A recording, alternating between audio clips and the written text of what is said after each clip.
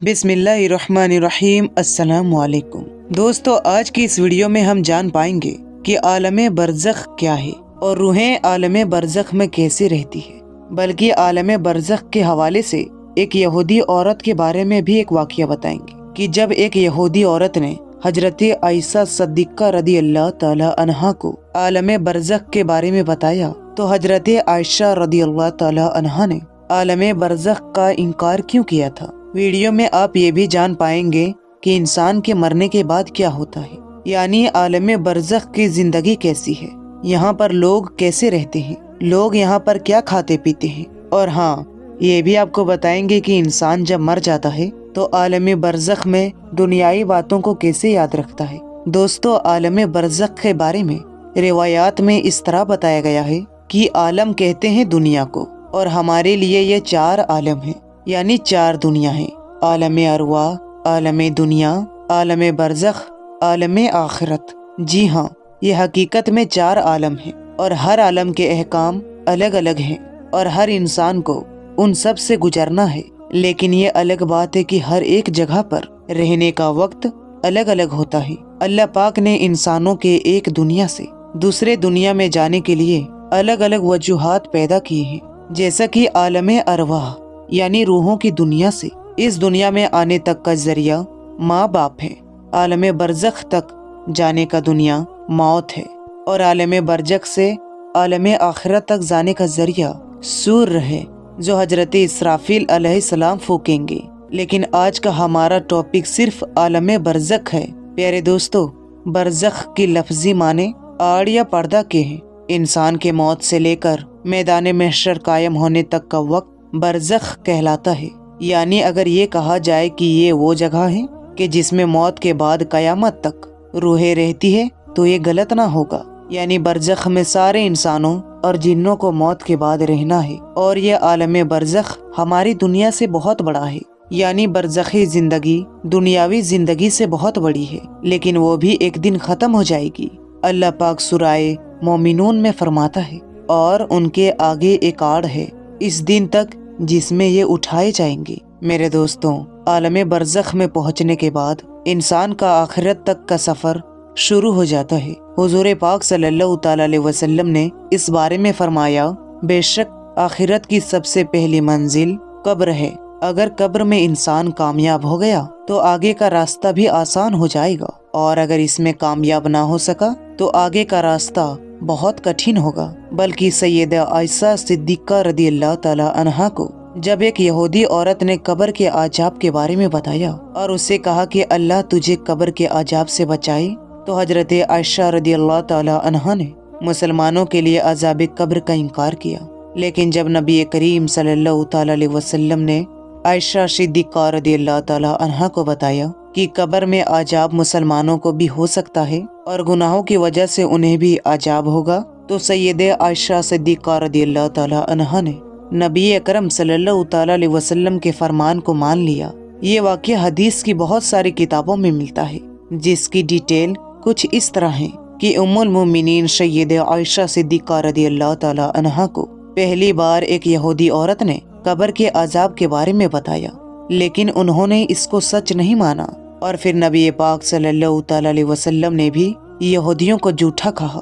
बाद में आप सल्लल्लाहु अलैहि वसल्लम पर वही यानी अल्लाह ताला के तरफ से पैगाम भेजा गया और आप सल्लल्लाहु अलैहि वसल्लम को कब्र के अजाब के बारे में बताया गया। उसी दिन सूरज को ग्रहण लग गया और आप सल्लल्लाहु अलैहि वसल्लम के बेटे सैयदना इब्राहिम रदी अल्लाह ताला अन्हु का इंतकाल भी हो गया। लिहाजा आप सल्लल्लाहु अलैहि वसल्लम ने उसी दिन सूरज ग्रहण की नमाज सलातुल कुसुफ पढ़ाई और फिर खुतबा दिया, और इस खुतबा में सहाबा इकराम रदी अल्लाह ताला अलैहि अजमईन को अजाब कब्र के बारे में पूरी जानकारी दी। फिर नबी पाक सल्लल्लाहु अलैहि वसल्लम हर नमाज के बाद हमेशा कब्र के अजाब से बचने की दुआ करते और सहाबा इकराम को इसकी दुआ सिखाई और उन्हें हुक्म दिया कि वो भी हर नमाज के आखिर में कब्र के अजाब से बचने की दुआ किया करें। बल्कि मेराज का वाक़या नबी करीम सल्लल्लाहु अलैहि वसल्लम की जिंदगी में पेश आ गया था, और मेराज में आप सल्लल्लाहु अलैहि वसल्लम को नाफरमान इंसानों को अजाब दिए जाने के कुछ मंजर दिखाए गए थे। नबी सल्लल्लाहु अलैहि वसल्लम अजाब जहन्नुम और अजाब कब्र दोनों से पनाह मांगा करते थे। और इसी तरह आप सल्लल्लाहु अलैहि वसल्लम ने वाज़ेह फरमा दिया कि अजाब जहन्नुम और अजाब कब्र दोनों अलग अलग हकीकत है। बल्कि हुजूर सल्लल्लाहु अलैहि वसल्लम ने फरमाया कि जब इंसान का इंतकाल हो जाता है तो इस पर सुबह शाम उसका ठिकाना दिखाया जाता है। अगर वो जन्नती है तो जन्नत वालों की जगह, और अगर जहन्नमी है तो जहन्नम वालों की जगह उसको दिखाई जाती है।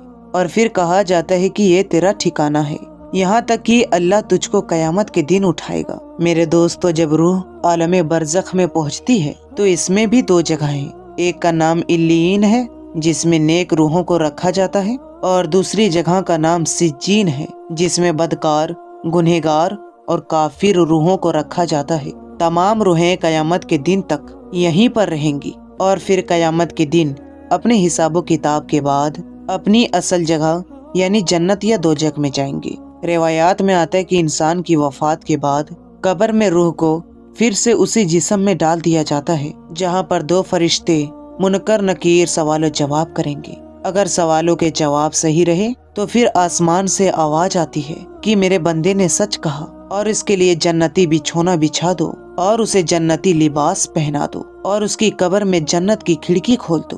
कब्र में ही जन्नत की तरफ खिड़की खोल दी जाती है जहाँ से उसे जन्नत की हवा और खुशबू मिलती रहती है, और जहाँ तक उसकी नजर जाती है उसकी कब्र को फैला दिया जाता है। लेकिन अगर सवालों के जवाब सही ना हुए तो फिर उसके लिए कब्र में ही जहन्नुम का बिछोना बिछा दिया जाता है। जहन्नुम की गर्मी उसे हर वक्त महसूस करवाई जाती है और उसकी कब्र इतनी छोटी हो जाती है कि पसलियां आपस में धंस जाती है। और अगर इस तरह अमाल के हिसाब से नेक रूह है तो वो खूबसूरत नूरानी फरिश्ते रूह को इल्लीन में छोड़ देते हैं, और अगर अमाल बुरे हों तो दो खौफनाक नुकीले दांतों वाले फरिश्ते बुरे इंसान की रूह को सिज्जीन में डाल देते हैं। सिज्जीन क्योंकि बुरी और बदकार रूहों का ठिकाना है, और बल्कि वहां पहुंचकर बुरी रूहों पर अजाब आना शुरू हो जाता है, जबकि लीन में मौजूद रूहों पर कोई पाबंदी लागू नहीं होती और वह बाग जैसी जगह पर एक दूसरे के साथ मौजूद होते हैं। नेक रूहें इल्लीन में एक दूसरे के साथ रहते हैं और एक दूसरे को पहचानती भी है, जबकि सिज्जीन बुरे लोगों की रूहों को अजाब का मजा चखाती है। इल्लीन में मौजूद रूहें एक दूसरे को देखकर खुश होते हैं, एक दूसरे से बातें करते हैं, जो वक्त उन्होंने दुनिया में गुजारा उसको याद करते हैं, और नए आने वाली रूहों से अपने प्यारों की खबर लेते हैं कि मेरा फलां रिश्तेदार किस हाल में है। मगर आने वाले रूहों अगर ये कहे कि तुम्हारा रिश्तेदार कब का मर चुका है मगर वो यहाँ पर इल्लीन में नहीं पहुँचा, तो ये नेक रूह समझ जाती है कि इसे सिज्जीन में भेज दिया गया हो। नेक रूहें अपने रिश्तेदारों का इंतजार लीन में ऐसे ही करती है जैसे कोई घर से दूर अपने रिश्तेदारों से मिलने का इंतजार करता है। और लीन में नेक लोगों के अलावा अंबिया इकराम, शुहदा और सिद्दीकीन की रूहें भी एक दूसरे के साथ मिलकर बातें करती है। बल्कि रिवायात में आता है कि नेक रूहें अपनी करीबी रिश्तेदारों से मुलाकात करेगी, जैसा कि नबी पाक सल्लल्लाहु अलैहि वसल्लम ने हजरत फातिमा रदियल्लाहु तआला अन्हा से फरमाया था कि मेरे विसाल के बाद सबसे पहले फातिमा तुम ही मुझसे मिलोगी, और बिल्कुल ऐसा ही हुआ। और आप सल्लल्लाहु अलैहि वसल्लम के विसाल के 4 से 6 महीने के बाद हजरत फातिमा रदियल्लाहु तआला अन्हा हुजूर अकरम सल्लल्लाहु अलैहि वसल्लम से जा मिली। मेरे दोस्तों, याद रहे कि आलम बरज़ख में रूहें मैदान महशर कायम होने तक रहेंगी, यानी कयामत के दिन तक रूहों की ठहरने की जगह आलम बरज़ख में रहेगा, और कयामत ही वो दिन होगा जब रूहों को उसके जिस्मों में डालकर दोबारा उठाया जाएगा। फिर हिसाब किताब के बाद जन्नत या जहन्नुम में डाल दिया जाएगा, और फिर वहीं हमेशा के लिए उसका ठिकाना होगा।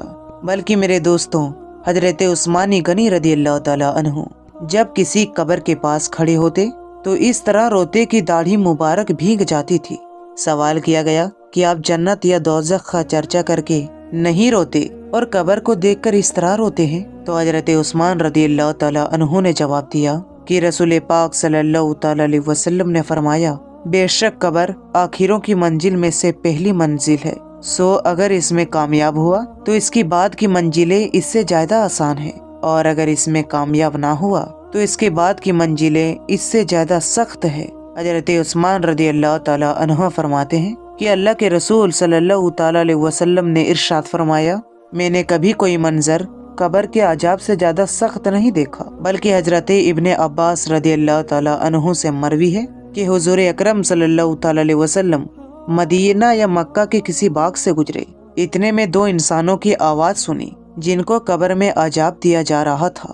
نبی کریم صلی اللہ تعالیٰ علیہ وسلم نے ارشاد فرمایا، ان دونوں کا عذاب ہو رہا ہے اور کسی بڑے کام کی وجہ سے عذاب نہیں ہو رہا، بلکہ ایسے معمولی باتوں پر جن سے یہ بچ سکتے تھے۔ پھر آپ نے فرمایا، ان دونوں میں سے ایک پیشاب کی چھینٹوں سے نہیں بچتا تھا اور دوسرا چگلی کرتا پھرتا تھا۔ پھر آپ صلی اللہ تعالیٰ علیہ وسلم نے ایک ٹہنی منگوائی، پھر اس کے دو ٹکڑے کیے، پھر ایک ایک ٹکڑا دونوں قبروں پر رکھ دیا۔